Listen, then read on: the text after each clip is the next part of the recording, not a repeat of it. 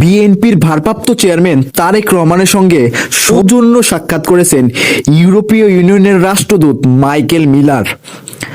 আজ মঙ্গলবার সন্ধ্যা 6:30টার দিকে গুলশানে বিএনপির চেয়ারপারসনের রাজনৈতিক কার্যালয়ে এই সাক্ষাৎ অনুষ্ঠিত হয়।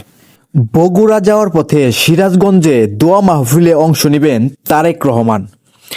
বিএনপির ভারপ্রাপ্ত চেয়ারম্যান তারেক রহমান আগামী রোববার 11 জানুয়ারি বগুড়া যাওয়ার পথে সিরাজগঞ্জে দোয়া মাহফিলে অংশ নেবেন। ওই দিন বিকেল 2:30 সিরাজগঞ্জের কালিয়া হরিপুর ইউনিয়নে অবস্থিত বিসিক শিল্পনগরীতে মরহুমা বেগম খালেদা জিয়ার রুহের মাগফিরাত কামনায় এ দোয়ার আয়োজন করা হয়েছে। সিরাজগঞ্জ জেলা বিএনপির সাধারণ সম্পাদক সাইদুর রহমান বাচ্চু বিষয়টি ঢাকা পোস্টে নিশ্চিত করেন। তিনি বলেন, জেলা বিএনপির উদ্যোগে আয়োজিত এ দোয়া মাহফিলে বিএনপির ভারপ্রাপ্ত চেয়ারম্যান তারেক রহমান উপস্থিত থাকবেন।